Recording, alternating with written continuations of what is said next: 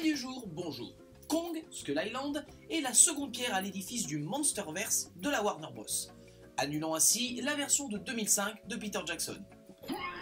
Chaque studio ayant maintenant besoin de cette mode d'univers partagé, popularisé par Marvel. En effet, les studios Universal ont récemment annoncé qu'ils allaient faire un nouveau Monsterverse, comme ils avaient fait dans les années 30-40, avec Bela Lugosi et Boris Karloff. Ici, ils repartent à zéro avec La Momie, avec Tom Cruise.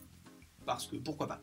Et ils avaient aussi annoncé Dracula Untold, ça faisait partie de cet univers, et finalement, non. Pourquoi? Parce que Dracula Untold... Mais passons. Ce divertissement, sympathique au demeurant, reste exactement ça, un divertissement.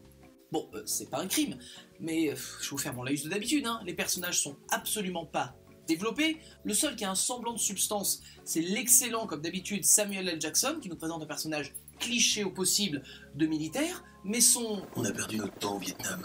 Ici, au moins sur cette île, je pourrais peut-être réussir une mission. Représente 100% plus de motivation que tous les autres personnages du film réunis. Non, parce qu'à part on te paye pour venir, je suis là pour prendre des photos, et je fais partie d'une organisation du gouvernement, les personnages c'est même pas une ligne, 2 mots, ce que je viens de dire. Donc vous voyez ce que je veux dire quand je dis les personnages pas développés, c'est qu'il n'y a rien. Le metteur en scène, dont la réalisation n'a que très peu d'intérêt, a beau imiter son modèle Apocalypse Now, faut pas déconner les mecs. Non, sérieux.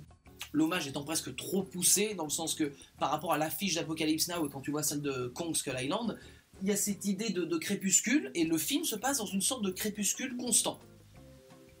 Voilà. Les acteurs étant tous bons, je veux dire Tom Hiddleston, Brie Larson, John Goodman, c'est pas des mauvais acteurs, mais étant donné que tout ce qu'ils ont pour jouer c'est des ersatz de personnages, il leur reste que leur charisme pour essayer d'imposer quelque chose. Et maintenant, c'est l'heure de l'information inutile. Le saviez-vous? Kong Skull Island propose l'une des plus grandes versions de King Kong. En effet, il a été mesuré à plus de 31 mètres de haut dans le film, le metteur en scène voulant donner l'impression d'un dieu au niveau des personnages. Ces 31 mètres sont supérieurs aux 7,6 mètres de la version de Peter Jackson.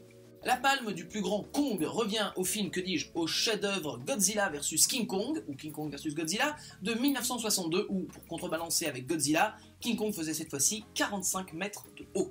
C'était l'information inutile. Au bout du compte, que reste-t-il de Kong Skull Island? Un divertissement sympathique avec plein de scènes d'action, des personnages creux et des effets numériques à tout va.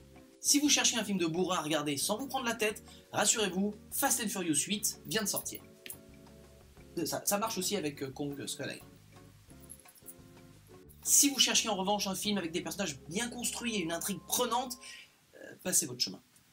Non, parce que là, en même temps, une histoire de gorille géant, donc tu t'attends pas à du Shakespeare, sur le principe. Vous attendiez à quoi? What did you expect?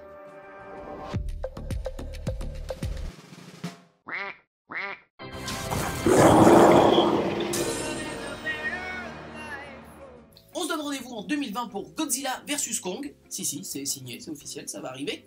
Et d'ici là, je vous dis comme d'habitude, amis du soir, bonsoir.